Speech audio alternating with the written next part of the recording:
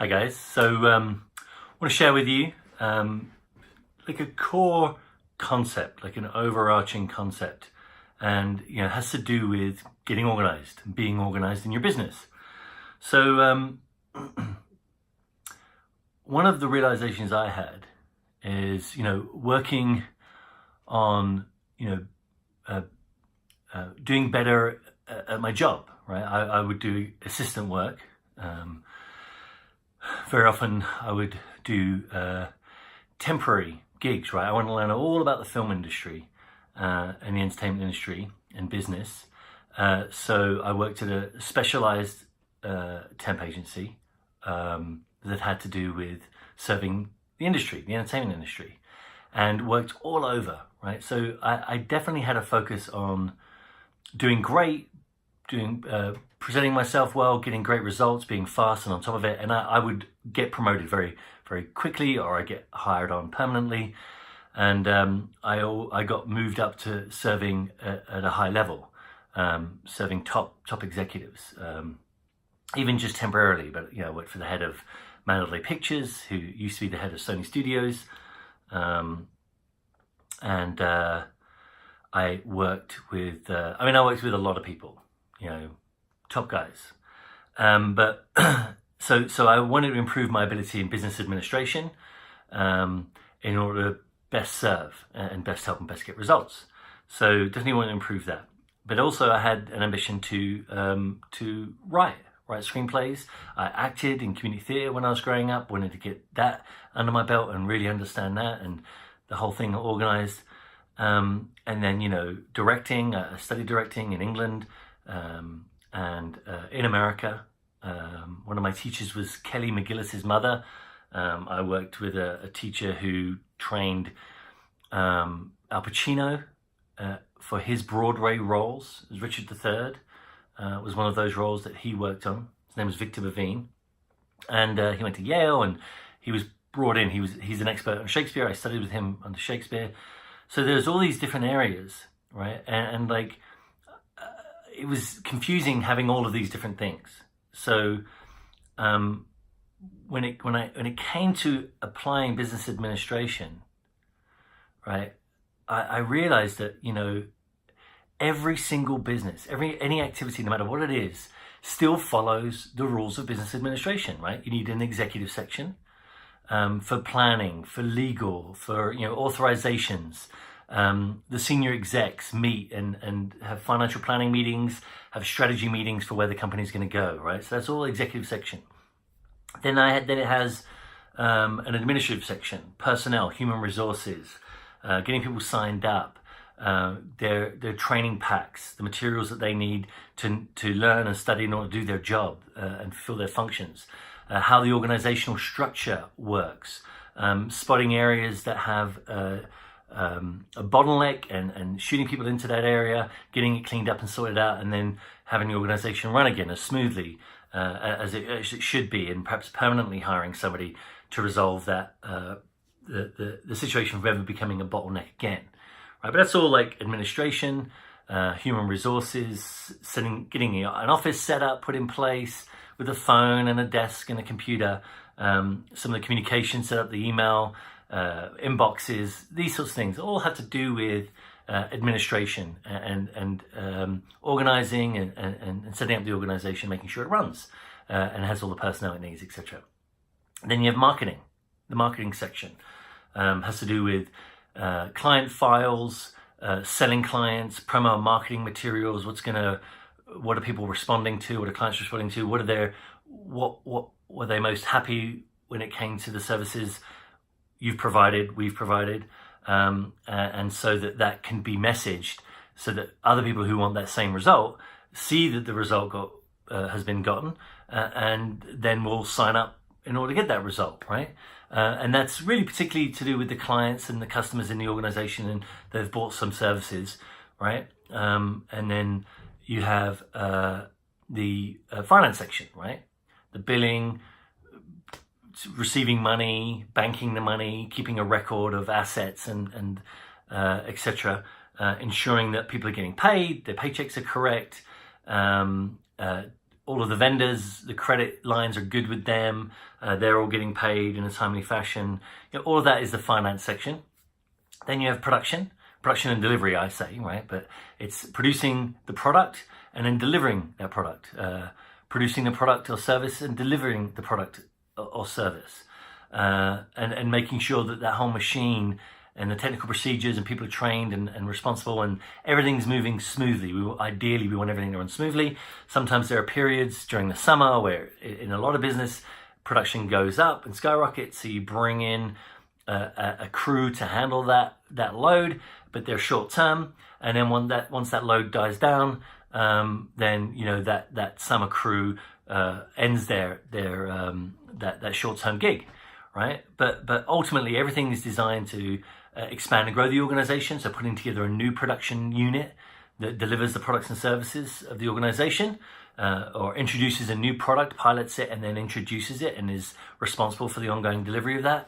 However, even if that gets introduced into the broader group, still you're going to have to expand operations, get a new team, a new unit that ensures that as we expand, the staff aren't overwhelmed, aren't early mornings, late nights, just day in, day out, week in, week out.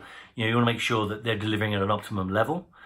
They've got their standard week, and as the company expands, we've got a new unit coming in to ensure that perhaps initially some of the work is shared, but ultimately they're both working at optimum, right? And then you introduce a new unit, so that you've got that ongoing expansion. But that's all production delivery.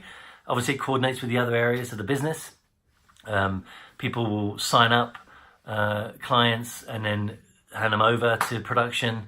There's obviously a new plan or to resolve an area in one section or the other from management, from the executive section. But yeah, you see these are distinct sections, and they do interrelate, but are still distinct. So then next is quality control, right? Working on improving the organization, ensuring that everyone's getting properly trained, or if they're messing up, that they get pulled in. They get work and ensure that wherever it is that they're having a problem, that gets cleared up, sorted out. Maybe they're running into difficulties in their life that they need some help with. And an organization that protects and defends and supports its staff is going to have a loyal staff, right? But you need to spot those things, and it's not a normal part of the production. So the quality control comes in, pulls the person, finds out what's going on, gets it straight, sorted out, gets the person back in producing. That's all a part of quality control, certifying that standards are being met in the products and services, certifying staff that they're fully trained and able to do their job, and even handing out awards when clients complete programs, that they get rewarded and acknowledged for their accomplishments. And really making sure the morale is good, because people know what they're doing. They know what they're doing. They're getting Employee of the Month, or they've got their their initial, I don't want to say amateur, but they've got their initial certification, but then they get their professional certification, right? They're fully trained. And obviously that's an important goal, getting to that point. And then when you're there, having a nice, beautiful certification, saying that you're there, that you can show, putting all your friends, your family, your colleagues, people come into the office, they see you're fully certified. That means a lot. And this is all about quality control and ensuring the organization is standard and fully delivering high quality products and services, which will result in re-signs and a much better organization, high morale, etc. And then lastly, the section is business development. And that has to do with reaching out into the community, reaching out into the marketplaces, finding new marketplaces, and getting new people on board, and purchasing services, getting some of the free services that are on offer that lead them into the value ladder, and into the major services that marketing promotes. And that's a vital area, vital activity, having events for clients, making sure everyone's happy and that they're able to introduce to friends, family, the staff families and client families get to meet through events that are put on.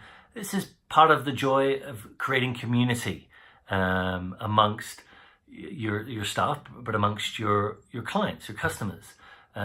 so that you're building. You really have a culture that people love and they're connected to, and they don't want to leave, right? And that you have a bond. You're creating experiences that they love, and this is really the way things have been going for a long time, and in many areas the way they have been.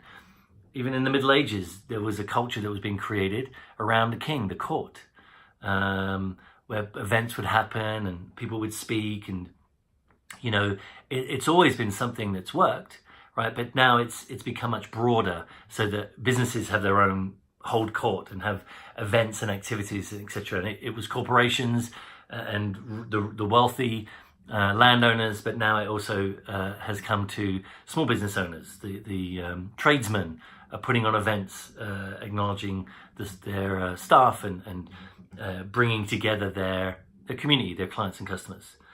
And then also, making known all of the great things that are being done, contributing to the community, being a goodwill member of the community, a solid member of the community, donating and to the needs of the community, speaking and helping and advancing the different activities, whether it's Cubs or cancer awareness, whatever the areas may be.